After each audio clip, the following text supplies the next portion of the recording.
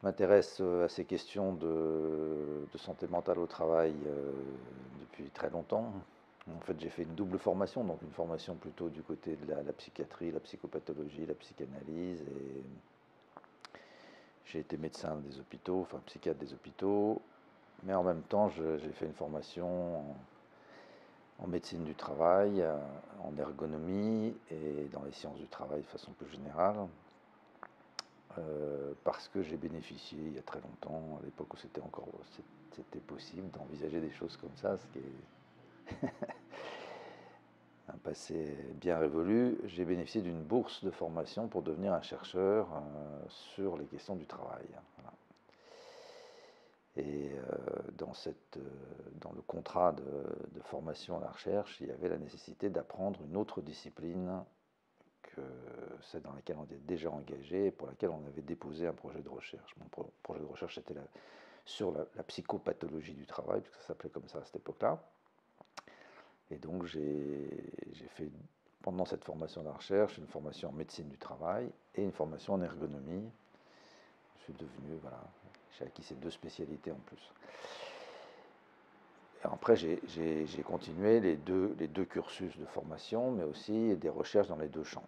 Et il y a une espèce de mépris et de condescendance pour tout ce qui concerne le travail, tout ce qui concerne les sciences du travail. C'est toujours le bas, si vous voulez, de l'échelle dans la hiérarchie des valeurs. Si vous faites de la philosophie, philosophie de l'esprit, philosophie de la connaissance, épistémologie, métaphysique, tout ça c'est très bien. Mais si vous faites de la philosophie du travail, c'est le rez-de-chaussée. Dans l'histoire récente, il y a eu quand même une période où il y avait un réel intérêt pour les questions du travail. Ça avait déjà commencé un peu avant la dernière guerre mondiale, la deuxième. Il y avait des philosophes qui s'étaient penchés sur la question du travail, en particulier Simone Veil en France, mais ça c'est une philosophe française, mais elle a quand même eu un retentissement bien au-delà de la France. Et puis il y a eu après la guerre tout un mouvement d'idées assez important. Aujourd'hui, le mépris du travail, la condescendance sur le travail a pris des proportions démesurées. La surcharge de travail, c'est nouveau? Tous ceux qui travaillent sont quand même tendanciellement en surcharge de travail aujourd'hui, avec des pathologies à la clé.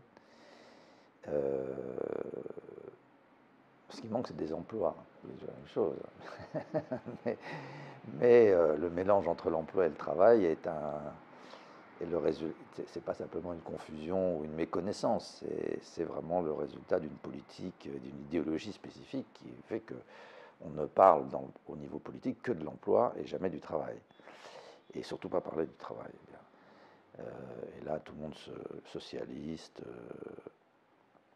comme ultralibéraux déclarés comme tels, tout le monde est d'accord sur le fait qu'il ne faut surtout pas parler du travail. Mais voilà, donc le travail, il peut générer le pire, c'est évidemment un peu pour ça probablement que voilà, nous sommes là pour en parler. Mais en réalité, le travail peut aussi générer le meilleur. Voilà. C'est pour ça que le travail, c'est très très très intéressant. Et il y a des conditions qui font que où le travail tourne au malheur, ou au contraire, il tourne au bonheur, c'est peut-être exagéré, si vous voulez, mais il y a quand même des ressources dans le travail. On a aujourd'hui des connaissances incroyables, très très étendues, très précises et très argumentées sur le plaisir au travail et avec les ressources que le travail représente, à la fois au niveau individuel, c'est-à-dire comme médiateur dans l'accomplissement de soi. Le travail comme accomplissement de soi, est-ce toujours d'actualité? L'accomplissement de soi, ça renvoie à des choses très importantes du point de vue de l'éthique. Le travail offre indiscutablement un espace considérable pour l'accomplissement de soi, au niveau individuel, et puis il offre aussi des possibilités considérables pour la formation de ce que certains, voilà, plus consensuels appellent le lien social, mais qui en réalité est quelque chose qui a à faire avec la formation du vivre ensemble, de la prévenance à l'égard de l'autre, de l'entraide, du respect de l'autre, du savoir-vivre aussi. De telle sorte que pour travailler ensemble, il faut un certain savoir-vivre. Et ça développe dans le sillage de ce travail en commun toute une série de nouvelles aptitudes, de nouvelles habiletés qui sont très intéressantes, à mon avis absolument passionnantes, et qui sont placées sous l'égide de ce qu'on appelle la coopération. Voilà.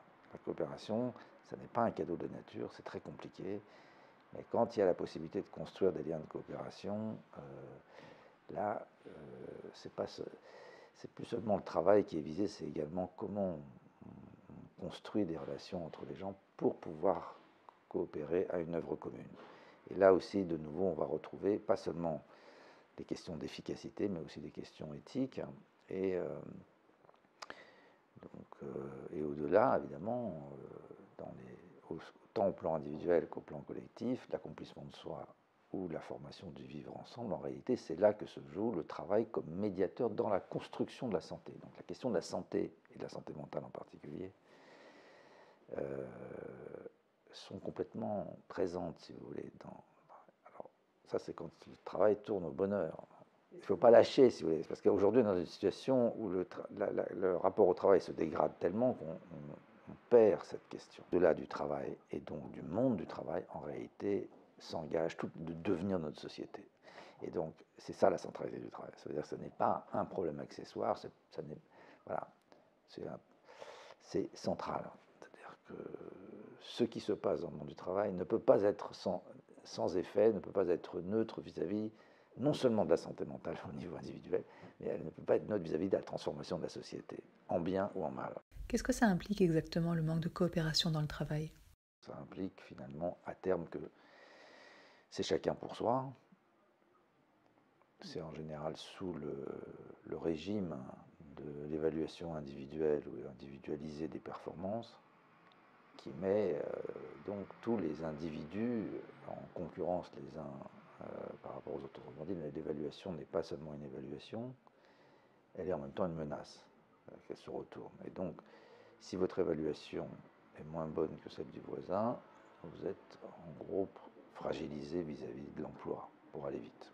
De l'emploi pour ce qui est du secteur privé, d'une bonne partie du secteur public. Dans le secteur public, il y a d'autres moyens de chantage qui sont notamment les chantages à la mutation, et on peut vous envoyer dans des endroits un peu épouvantables ou qui vous conviennent très très mal.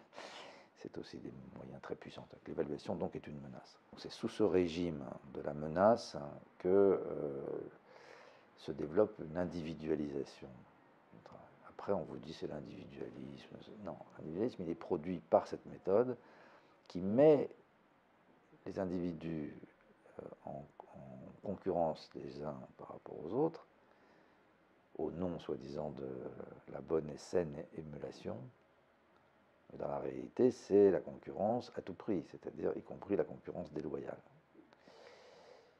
Et donc, quand il n'y a plus ces liens, parce que ça détruit évidemment petit à petit les liens de coopération, mais ça détruit les liens de confiance. La confiance est remplacée par la méfiance. Vous ne pouvez pas aider quelqu'un qui est en réalité une menace pour vous. Donc, vous faites même l'inverse. Quand vous montez dans la hiérarchie, souvent c'est de pire en pire. Entre cadres supérieurs, les gens passent énormément de temps à se surveiller les uns les autres, à s'espionner, et ils ont raison, parce que on ne vous loupera pas. C'est clair que quand vous montez dans la banque, les gens sont... Mais je peux vous donner d'autres exemples ailleurs. Celui dans les multinationales, c'est infernal, si vous voulez, dans la vie de tous les jours. Et il y a un temps énorme consacré à prévenir les mauvais coups portés par les collègues. La souffrance au travail, est-ce un phénomène nouveau? À vrai dire, il y avait une certaine maltraitance dans le passé. Il faut critiquer la période présente, mais ça n'implique pas nécessairement d'embellir, si vous voulez, de façon un peu mythique le passé.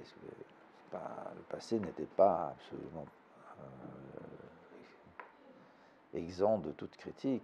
La différence, c'est qu'en dépit de ces problèmes, il y avait un espace suffisant pour que des négociations soient possibles, pour que les gens trouvent des espaces dans lesquels ils pouvaient jouer ces questions fondamentales et de l'accomplissement de soi au niveau individuel et de la coopération au niveau collectif. Quelles sont les conséquences de la souffrance au travail à l'hôpital public? Dans les hôpitaux, il y a eu plusieurs périodes. Il y a eu le mandarinat, bon, au moins jusqu'à même 1968, puisque ce mandarinat a été attaqué très frontalement à cette époque-là. En fait, il a perduré, bien sûr, mais quand même avec des modifications. Il y avait le mandarinat avec tout le népotisme qui caractérisait le monde médical, a un peu changé. Ceci dit, voilà, c'est vrai que la nomination des professeurs de faculté de médecine a toujours été, en tout cas même quand j'étais jeune, une bataille qui remontait jusqu'au ministre. Donc c'était un ministre contre l'autre pour savoir qui on allait faire nommer comme professeur à tel endroit, si vous voulez, comme professeur PUPH, comme on appelle ça aujourd'hui. Et il y avait des endroits dans lesquels il y avait des services qui étaient quand même très durs, si vous voulez, dans lesquels il y avait des rapports extrêmement brutaux, entretenus par des médecins non moins brutaux. En revanche, il y avait quand même une très grosse différence par rapport à ce qui se passe maintenant. D'abord parce que la maltraitance n'est plus seulement une maltraitance sur si vous voulez, dans la voie hiérarchique descendante. Donc l'interne traité ou maltraité par un chef de clinique ou par un patron, ou un externe, insulté, humilié en public devant le malade, parce que quand même c'est des choses qui existaient. Le patron qui attrape le dossier, qui le jette à travers la pièce, pauvre crétin, etc., en insultant l'externe qui a fait ce qu'il a pu. Bon, il y avait des choses comme ça. Il y avait peu ou pas du tout de maltraitance à l'égard des malades. C'est ça la différence. Et là, la différence, elle est qualitative, c'est un saut. Aujourd'hui, la maltraitance a fait un bond, si vous voulez, considérable, et non seulement elle atteint les malades, c'est-à-dire que vous avez des quantités d'endroits dans lesquels les malades sont extrêmement maltraités, avec une régression des soins, de la qualité des soins qui est hallucinante. En psychiatrie actuellement, c'est invraisemblable ce qui se passe. Si vous voulez. Pour quelqu'un comme moi, qui a quand même, j'ai été médecin des hôpitaux, hein, j'étais praticien hospitalier, j'étais service de psychiatrie. C'est une régression qui n'est pas seulement une régression de 10 ans, 20 ans. On est en train de faire disparaître tout ce qui avait été acquis pendant 2 siècles. On est en train de revenir à la contention, à la violence physique contre les malades, l'administration systématique d'électrochocs. C'est quelque chose d'incroyable, si vous voulez, la régression. Mais la violence physique, le mépris, la maltraitance des malades, bon. Et dans les services de soins palliatifs, je préfère pas en discuter parce que c'est sordide, si vous voulez. C'est fait comme ça, et c'est la gestion qui a pris le dessus et qui justifie tout, et où les gens sont amenés quand même à faire des choses qui moralement sont inacceptables. Mais quand même, ils collaborent. Et vous avez des réanimateurs vous avez des services de réanimation dans lesquels les réanimateurs ne voient même plus les malades, si vous voulez. Ils font tout sur ordinateur, ils sont dans un bureau qui n'est même pas dans le service. Ils sont dans des bureaux à loin, et tout est fait par ordinateur.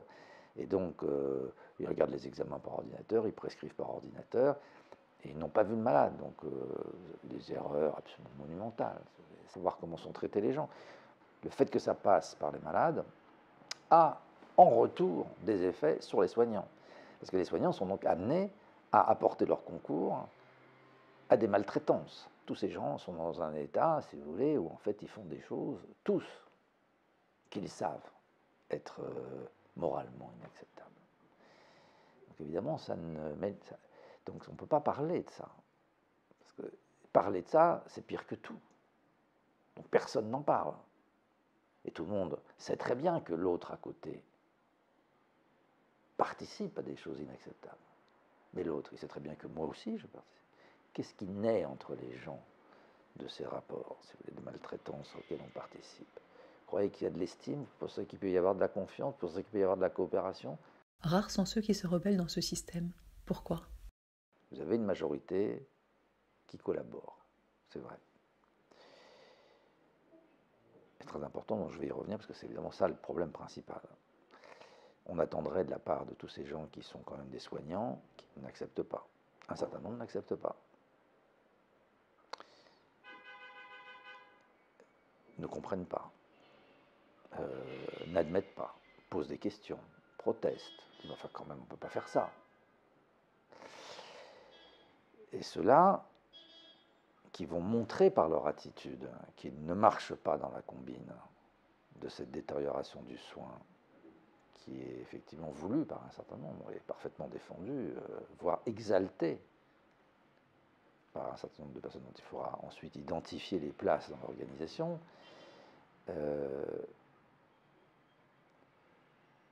ces gens qui parlent, ces gens qui ne comprennent pas, ces gens qui protestent, ces gens qui manifestent simplement un doute ou un désaccord, etc., il faut qu'ils se taisent. Il faut qu'ils changent de comportement. Il faut qu'ils s'écrasent. Il faut qu'ils la ferment. Et ceux qui ne veulent pas comprendre assez vite vont devenir des cibles de harcèlement. Donc oui, il y a des gens qui n'acceptent pas.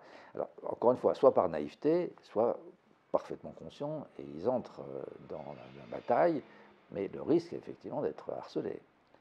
Et le harcèlement, là, après, il faut le décrire, parce que ce qu'on en raconte, c'est tout un tas d'inepties, bon, qui plaisent beaucoup au public, mais enfin bon, si vous voulez, qui ont surtout l'avantage de découpler, si vous voulez, le harcèlement du fait que c'est un élément essentiel de l'organisation du travail. Et ce que je vous dis là pour l'hôpital est parfaitement vrai pour le magistrat, parce que c'est la même chose. Il est obligé de saboter son travail pour faire du chiffre.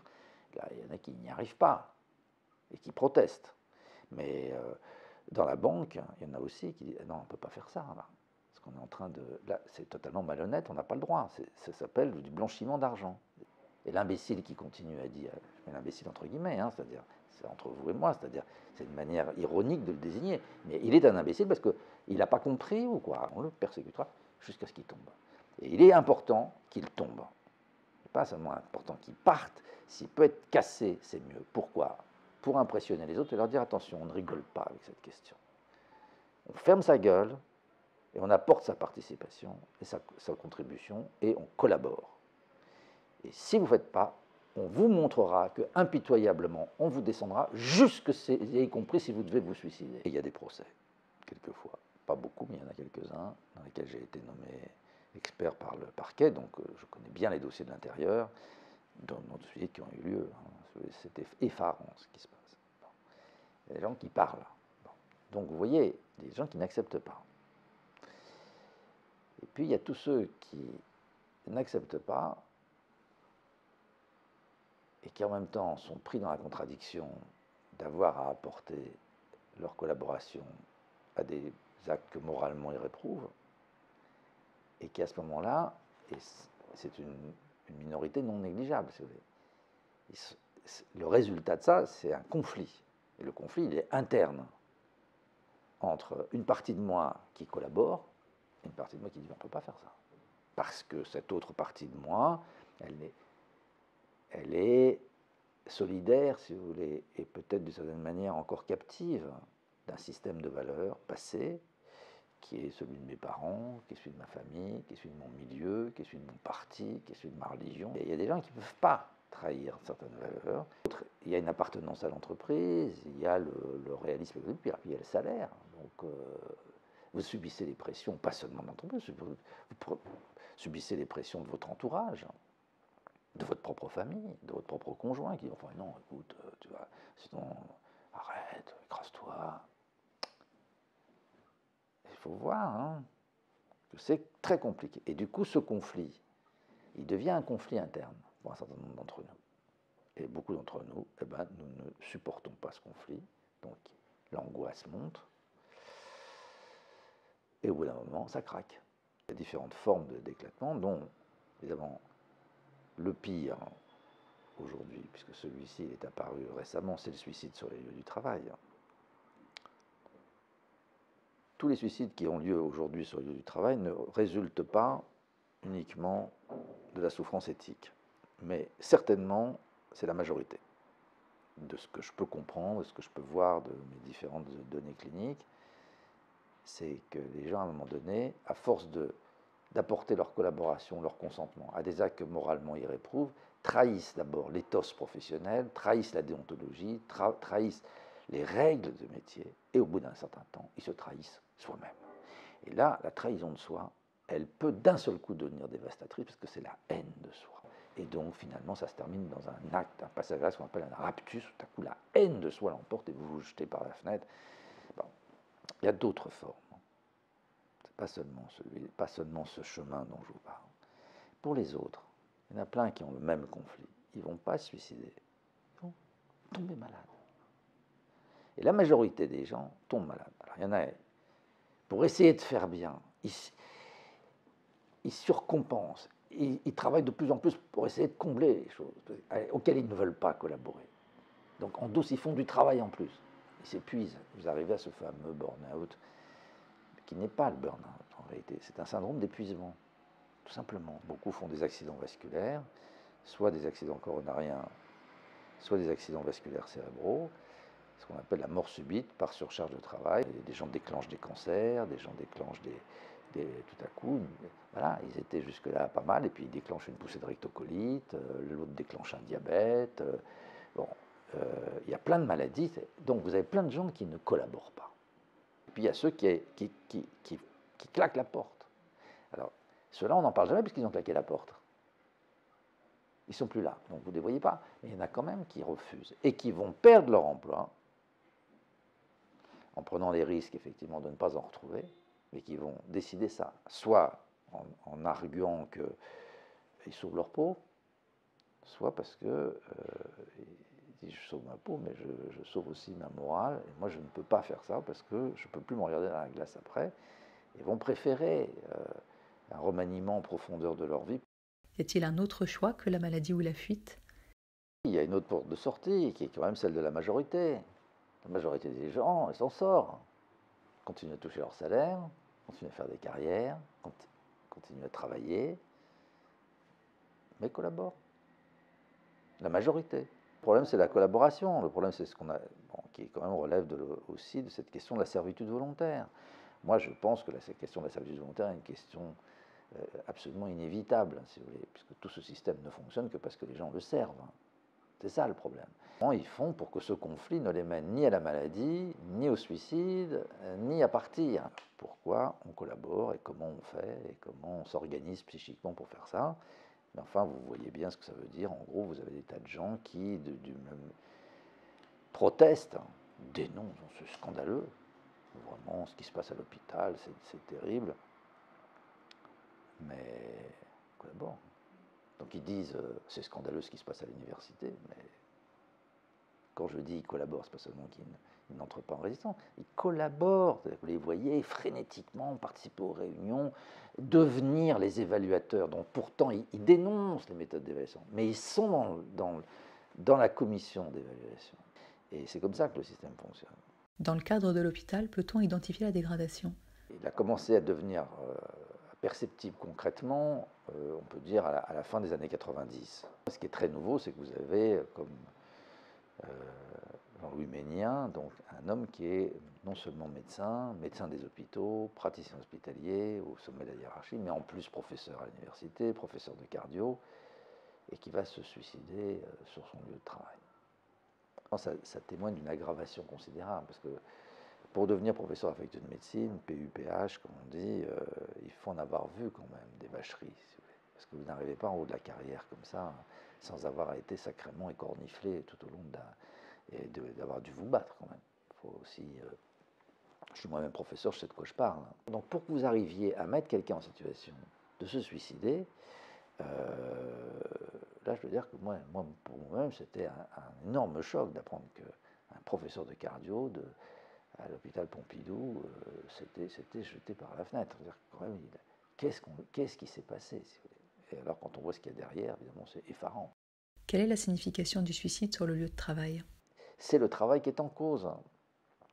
C'est évident, si vous voulez. Sinon, les gens ils vont se suicider sous le métro, sous le train, au fond d'une forêt, ils vont se pendre à un arbre, je ne sais pas. Enfin, si vous voulez, autrefois, on ne se suicidait pas sur son lieu de travail. Donc, le jour où les gens en arrivent à se suicider sur le lieu de travail, comme toute conduite, si vous voulez, toute conduite humaine a un sens.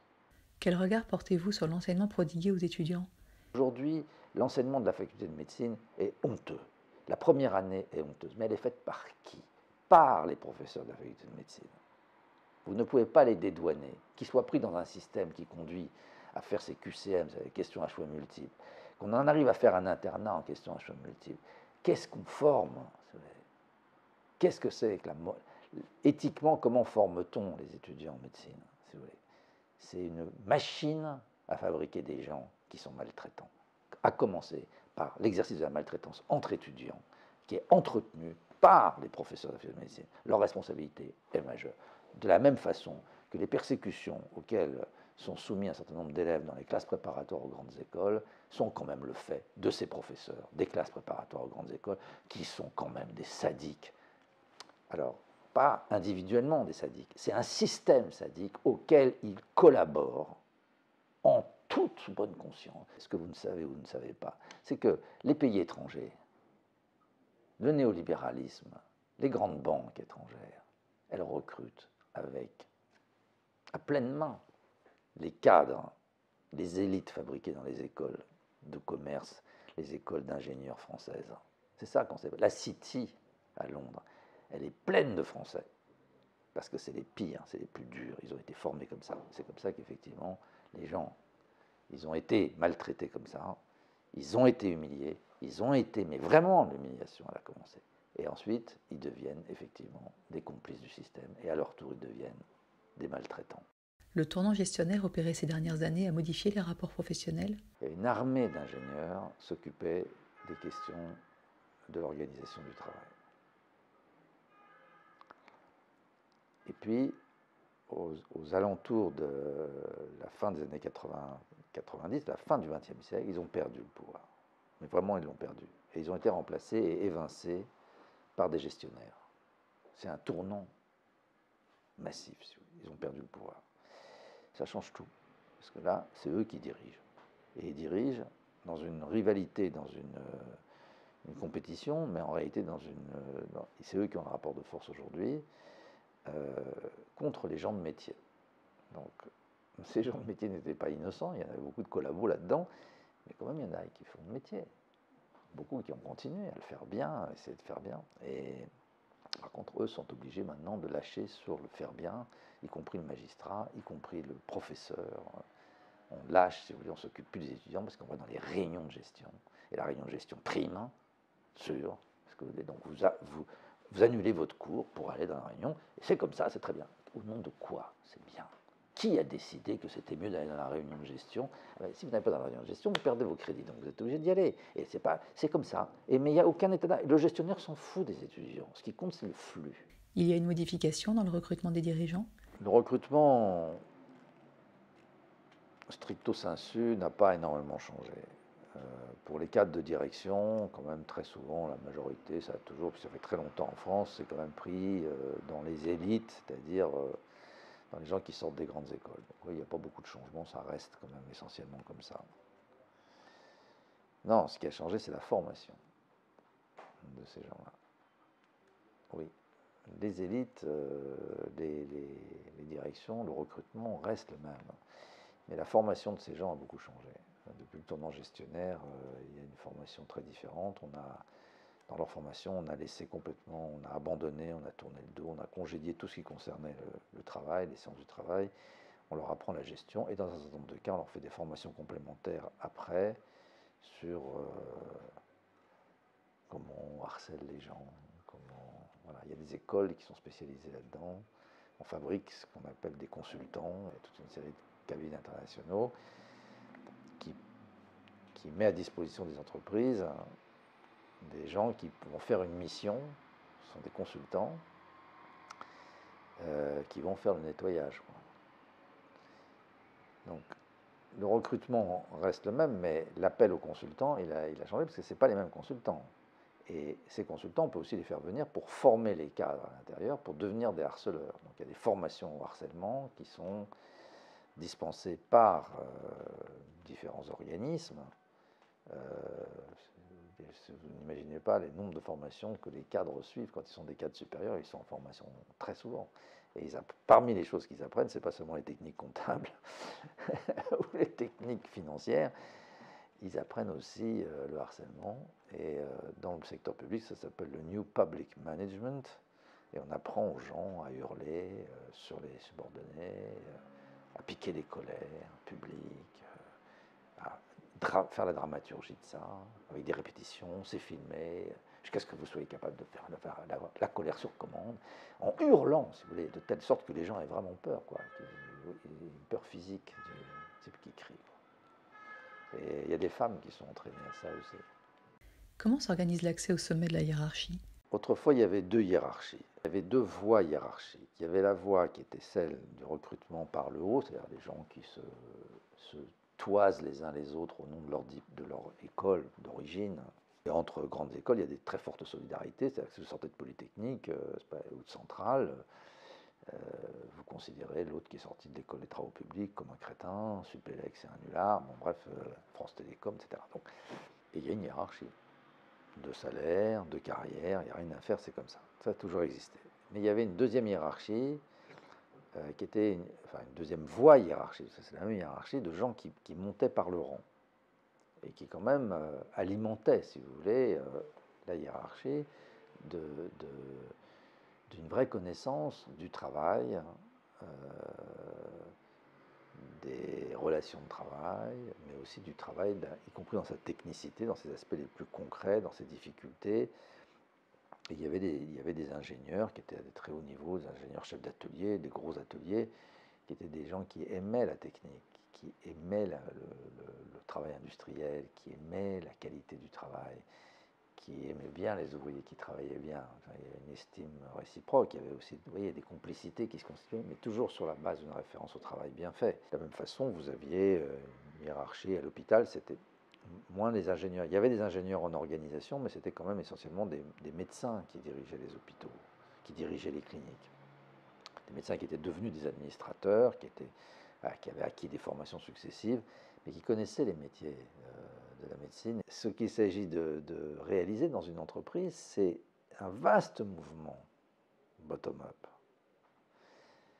qui est la remontée de l'expérience des gens du bas vers ceux du haut. Parce que plus on monte dans la hiérarchie, plus on perd le contact avec le réel. Ça suppose évidemment que ceux qui sont en haut soient capables d'écouter. Évidemment, ça change, si vous voulez, non seulement les rapports entre les gens, mais ça change aussi la question du salaire. C'est-à-dire que vous êtes obligé de reconnaître que les gens, voilà, c'est pas, ils ont une vraie connaissance, une vraie expérience, et que donc elle vaut quelque chose, parce qu'elle n'est pas acquise comme ça. Et voilà, donc le respect va supposer, le respect de l'autre, la reconnaissance de la compétence de l'autre, ça se monnaie. Et donc la question de la hiérarchie des salaires se pose, et effectivement, tout ça, c'est à l'envers du système actuel. Quels sont les effets psychologiques du harcèlement sur les victimes? Évidemment, on se pose la question de qui est harcelé. Est-ce que c'est n'importe qui peut être harcelé ou pas? Bon. Je pense qu'il y a quand même, n'importe qui peut l'être, mais généralement, c'est pas comme ça. Voilà. Ça peut vous tomber dessus, parce que voilà, il faut qu'il y en ait un qui soit harcelé pour faire peur aux autres, pour montrer que la toute-puissance de la gestion et de l'administration. Mais dans de nombre de cas, ce sont des gens qui protestent. Donc, ce sont des gens qui sont très engagés dans le travail. Donc, les conséquences psychologiques du harcèlement sont indissociables du fait que ce sont des gens qui croient à leur travail, qui se sont investis dans le travail, qui croient aux valeurs du travail bien fait, qui croient aux règles de métier, qui essayent de servir le client quand on est, par exemple, commercial, qui essayent de servir le malade quand on est infirmier ou quand on est médecin, qui essayent de servir le justiciable quand on est magistrat. Puis je peux vous les allonger comme ça, il y en a. Bon. Le harcèlement, il touche donc des gens qui sont non seulement très engagés, mais qui d'une certaine... Et c'est extraordinaire quand vous regardez, la plupart d'entre eux, c'est des gens qui ont été bien notés avant. C'est des gens qui ont été bien vus, bien estimés, bien évalués, qui sont, en particulier chez les cadres, over the target dans les évaluations. Ils sont au-dessus de la cible. Quand tout à coup, pour une raison qui leur échappe, ils deviennent victimes du harcèlement, c'est-à-dire qu'ils passent en disgrâce, comme ils étaient très bien vus, si on se retourne contre eux, la première chose, ils disent, mais qu'est-ce que j'ai fait? Qu'est-ce que j'ai fait? Qu'est-ce que j'ai mal fait? Ce qui vient en premier, c'est la culpabilité. Il pense tout de suite que c'est de sa faute. Puisque c'est quelqu'un qui travaillait bien et qu'on félicitait, vous pensez bien que si on lui dit que ce qu'il fait, c'est pas bien, et qu'on va commencer à le critiquer, à le descendre, à le harceler, à l'humilier devant les autres, il ne sait plus. Voilà. Et la conséquence, elle est d'autant plus grande que les gens sont engagés. Celui qui n'y croit pas, celui qui fait le minimum pour passer, celui-là, vous allez le harceler, il ne va pas tomber, il va tenir, parce qu'il sait, il a compris comment ça marche, et il ne se fait pas prendre. Je ne suis pas étonné. En tout cas, ils tiennent mieux. Je ne veux pas dire qu'ils vont tenir tout le temps. Le problème, c'est la persécution, l'injustice, mais les gens ne savent pas si c'est une persécution, une injustice, ou si c'est justifié. Peut-être qu'ils ne sont plus à la hauteur, peut-être qu'ils sont trop vieux, peut-être que les autres font mieux. Et donc, qu'est-ce que font les gens dans cette situation? Ils se tournent vers les autres pour avoir l'avis des autres. Et là, c'est le deuxième. Le harcèlement, c'est une chose. Et le deuxième coup que les gens prennent, c'est le fait que les autres ne bougent pas. Ou que les gens tournent la tête, ferment les yeux, etc. Et là, ils ne savent plus où ils en sont. Si ce n'est pas une trahison, c'est que vraiment, je suis nul. Et que donc les autres n'osent pas me le dire, mais en fait, ils pensent aussi que je suis trop vieux, ou je ne suis plus à la hauteur. Et trop vieux, ça commence très jeune, hein, parce que dans certains endroits, à 35 ans, c'est fini. Vous allez entrer dans un processus de harcèlement, vous verrez, parce qu'en informatique, à 35 ans, 40 ans, alors 40 ans, vous coûtez trop cher. Vous n'êtes plus du tout. Quoi. Je veux dire, le gars qui arrive à 25 ans et qui sort de l'école, il est nettement plus rapide, et en plus, il connaît des techniques que vous n'arrivez pas. Bon, au bout de 10 ans, vous êtes nettoyé. Donc, ça peut commencer très tôt, le doute sur soi. Ne croyez. Moi, j'ai vu des gens, des scientifiques de haut niveau, être dans un état de déstabilisation, ils ne savaient plus où ils en étaient. Et du coup, ils n'osent pas dire. Ils n'osent pas parler. Ils n'osent pas, parce qu'ils disent, je vais peut-être révéler effectivement aux autres que je ne suis plus à la hauteur. Donc on ne sait plus, puisque tout le monde se méfie. Ce qui est extrêmement grave dans le harcèlement, c'est que les gens sont harcelés, se retrouvent tout seuls, la trahison des autres, il n'y a plus de sens commun de la justice. Et là, on ne sait plus où on en est. Et là, mon idée là-dessus, c'est qu'aucun d'entre nous n'est garanti qu'il pourra tenir dans une situation comme ça. Même quand vous êtes quelqu'un qui est arrivé à un très haut niveau, vous êtes lâché par tous les autres, et on laisse entendre que vous êtes has-been, que vous êtes nul. Même quand vous êtes ministre, il y en a qui se suicident.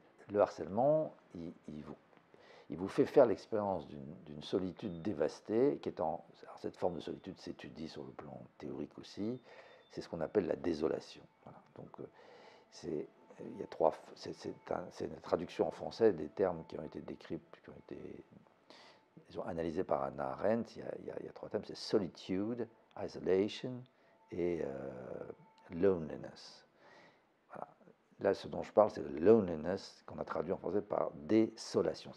C'est plus simplement l'isolement, ce n'est pas la solitude qui est très noble. J'ai besoin d'être seul à certains moments avec moi-même pour penser, pour méditer, pour me trouver moi-même, pour rêver. Bon.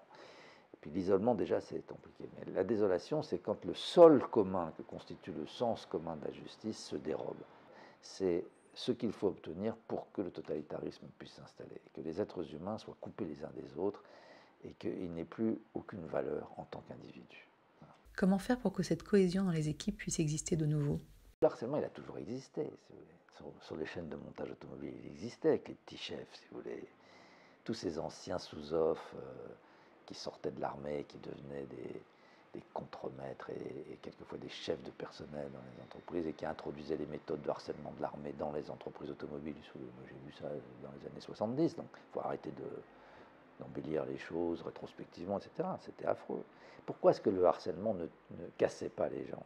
Parce qu'il y avait des solidarités très fortes. Il y avait des syndicats, et puis il y avait différentes formes de solidarité. Si je vous racontais les solidarités que j'ai vues dans le bâtiment, ou les solidarités que j'ai vues sur les chaînes automobiles, oui, les mecs, vous ne me croiriez même pas, c'est tellement... C'était il y a 30 ans, hein, il y a 30-40 ans. Aujourd'hui, le harcèlement, il est public, hein, et il est fait d'une façon différente. Il est fait dans un climat, dans un contexte où, par ailleurs, les méthodes de gestion ont déjà créé un chômage considérable. C'est volontaire. la question de l'emploi, du travail. Il y en a, l'emploi, on vous le réduit. Vous avez des killers qu'on fait venir, ce sont des mecs qui réduisent le personnel. Pour un bon killer, il vous réduit de 15% de personnel, quelle que soit la situation. De toute façon, 20%, 25%. Évidemment, si je réduis l'emploi, j'ai une moins grande masse salariale, donc vous avez plus de bénéfices. Et surtout, les autres qui ont peur, maintenant, ils travaillent plus. Jusqu'à un certain point, mais ils travaillent plus. En tout cas, dans un premier temps, ça fait travailler plus, parce que la peur pousse les gens aux ailes. Alors, c'est dans le climat de peur, si vous voulez, que le harcèlement moral aujourd'hui. Et c'est un climat de peur qui est fait de telle façon qu'avec, comme il a été obtenu, si vous voulez, ce dégraissage, au nom d'une sélection rationnelle, c'est au nom d'une méthode chiffrée qu'on appelle l'évaluation individualisée des performances. Donc tout ce système est en place. Maintenant, vous avez des gens qui sont harcelés. Le harcèlement est public. Le harcèlement, il n'est pas du tout comme autrefois. Il est public et il est destiné à faire peur aux autres. Et il obtient la peur des autres. Il vous donne en spectacle l'horreur de l'humiliation d'un de vos collègues. C'est invraisemblable. Harcèlement sexuel et moral, même combat? Il y a une très grosse différence. Le harcèlement sexuel, c'est autre chose. Bon, c'est essentiellement le harcèlement des hommes sur les femmes, quand même. Il y a des endroits maintenant où apparaissent des harcèlements sur les hommes, dans des milieux très touchés par l'homosexualité, dans lesquels il y a effectivement des hommes qui persécutent d'autres hommes. C'est rarement des femmes qui persécutent les hommes. Quand même, il reste une très grosse différence. Le harcèlement sexuel, c'est le fait des hommes, essentiellement, qui va jusqu'à la violence. Là, c'est très différent. Non, non, on est dans des choses très, très, très différentes. Le harcèlement sexuel est pas seulement injuste. Il ajoute à la domination des hommes sur les hommes une deuxième dimension qui est la domination de genre. Le problème du harcèlement sexuel, c'est qu'en fait, il implique qu'en dépit des oppositions qu'il y a entre les hommes, entre ceux qui sont dominés et ceux qui sont dominants, en dépit de cette différence, ils sont d'accord pour le harcèlement des femmes. C'est ça la réalité. Il y a une complicité de tous les hommes. Au-delà de leur diversité, de leurs désaccords, de leurs conflits, finalement, ils sont tous d'accord pour banaliser, c'est-à-dire, en fait, profiter. Et donc, vous avez des gens qui sont quelquefois en bas, qui sont aussi des harceleurs sexuels. Le problème qui est posé, c'est un problème qui est tout à fait différent, parce que ce n'est pas seulement le harcèlement dans le travail, c'est ce en quoi ça renvoie à la condition de femme, donc à la condition de dominer, et une forme d'injustice sur laquelle il y a encore moins de recours, puisque dans le fond, la société, elle est complice de ça. Ça commence à bouger, si vous voulez. Ça commence à bouger, mais lentement. Hein, les progrès sont très difficiles à obtenir. Le harcèlement sexuel, il est extrêmement répandu. Ça va aussi avoir des conséquences sur l'espace domestique, il ne faut pas se faire d'illusions. C'est-à-dire que vous rentrez, vous êtes dans un état psychique tel que bon, ça finit par emboliser, emmerder tout le monde, emmerder la femme, emmerder les enfants si je prends un homme, mais là, si c'est la femme, ça, le mec il en a marre, bon bref, et à la fin ça désorganise la relation sexuelle aussi, tout, ça ne met pas très longtemps d'ailleurs à avoir des effets désastreux, parce que les gens qui sont dans cette situation d'humiliation, eux-mêmes se perdent dans l'amour de soi, et si vous ne vous aimez plus vous-même, vous perdez votre pouvoir de séduction, donc tout se désorganise. Mais le chemin n'est pas le même. La femme qui est harcelée sexuellement, elle est prise directement dans la question de son corps, de sa sexualité, et donc et en plus, c'est pas évident qu'elle puisse en parler avec le conjoint. C'est ça le problème. Potentiellement, on peut tous devenir bourreaux?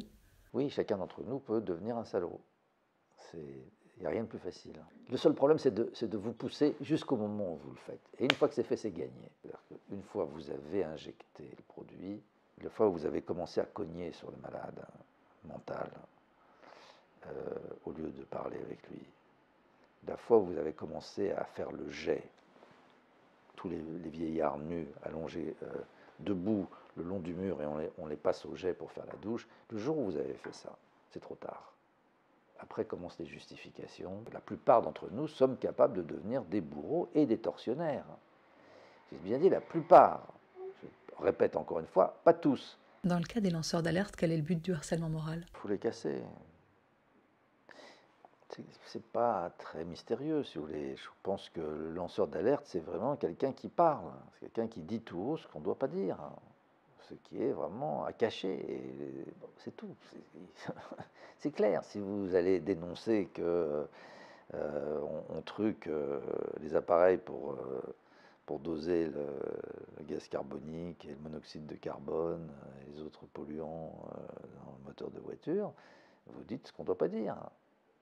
Bon, c'est pas original, c'est pas une nouveauté, c'est pas une découverte, ça a toujours été comme ça. Le coupable, c'est pas l'entreprise, c'est le messager. Donc, il est messager, il n'avait qu'à pas le dire, c'est tout. Donc on va tuer le messager.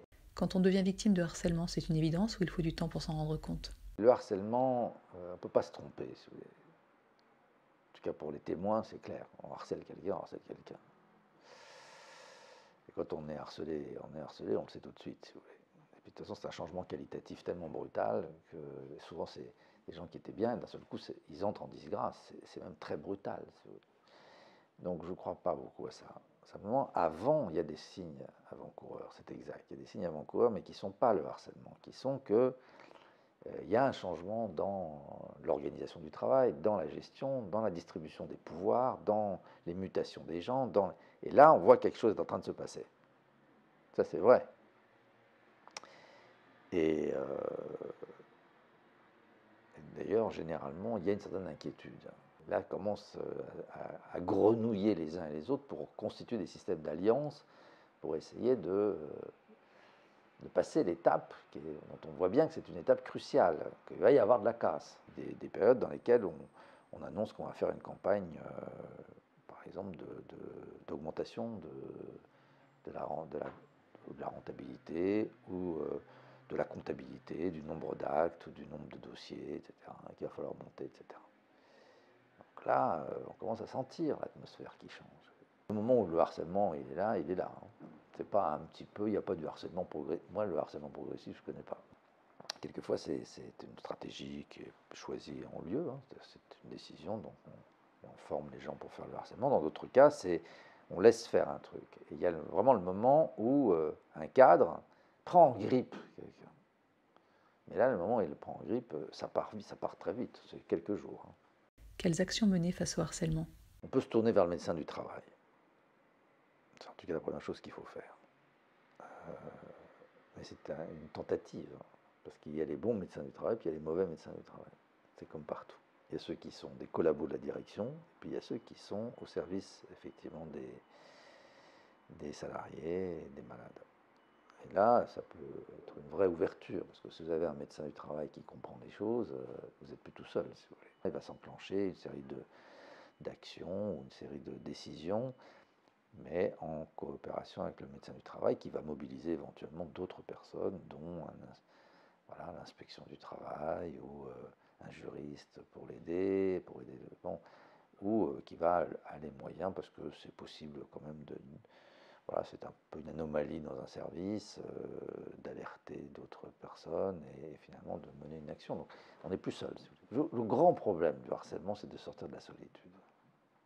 Normalement, vous pouvez saisir l'inspection du travail.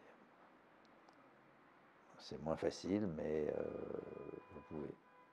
Et à l'égard de tout ça, si vous voulez, toutes ces questions qu'on est en train de discuter sur le harcèlement, sur le fait que tout le monde peut devenir un harceleur et que la question, il faut voir ce film qui s'appelle Corporate. Qui vraiment est un document quasi clinique, si vous voulez, sur comment ça se passe. Après, il y a les consultations spécialisées. Il y a un certain nombre de consultations qui sont dans un réseau qu'on appelle Souffrance et Travail. Il y a un site qui a été monté par Marie Peset, voilà, et qui est toute une série de consultations en France. Donc là, on trouve des spécialistes qui, quand même, sont non seulement des spécialistes du soin à ceux qui sont victimes de harcèlement, mais qui en plus travaillent en réseau avec des avocats, avec des médecins inspecteurs du travail, des médecins du travail, donc des psychologues et tout ça. Donc on arrive à avoir une prise en charge qui est plus nourrie. Voilà. Et puis après, il y a le recours au juriste, c'est-à-dire à l'avocat. Mais ça coûte de l'argent, donc là, ça devient un peu plus compliqué. Comment se reconstruire après avoir été harcelé? Ça dépend fondamentalement de l'état dans lequel vous vous retrouvez à l'issue de ce harcèlement. On est plus ou moins abîmé. Donc, si vous voulez, il y a des gens qui s'arrêtent ou font appel quand même à une aide avant d'être arrivés au pire. Mais il y en a qui craquent pour de bon, qui arrivent dans des états quand même extrêmement préoccupants sur le plan psychopathologique.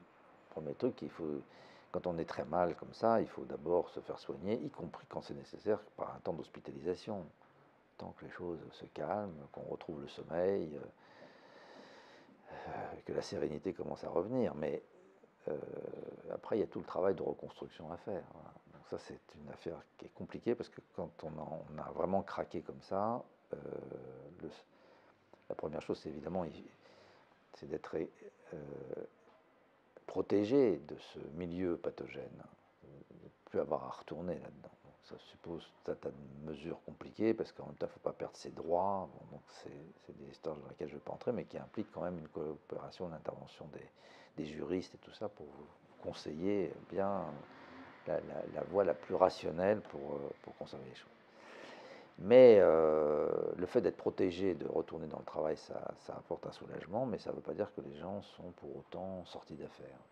Un certain nombre restent quand même très fragiles, pleurent pour un oui, pour un non, ont vraiment perdu quelque chose qui est la confiance en soi, qui est une espèce de déstabilisation profonde de la personnalité où les gens ne se retrouvent plus, et surtout le doute, quoi, le doute et l'angoisse. Et quand même, ils ont peut-être aussi perdu quelque chose qui a à faire avec l'amour de soi. Ça passe quand même par un travail psychique assez important. Les médicaments ne viendront pas à bout du problème. Ils peuvent calmer l'angoisse, permettre de dormir. Mais en réalité, il faut procéder quand même à la critique de tout ce système. La question de comprendre dans quoi on est impliqué et dans quelle mesure je suis quand même impliqué, ma responsabilité se trouve engagée, ça suppose un travail quand même assez long et assez douloureux. On ne peut plus aujourd'hui avoir trop d'illusions. Ce sera un trajet difficile. Et c'est comme ça.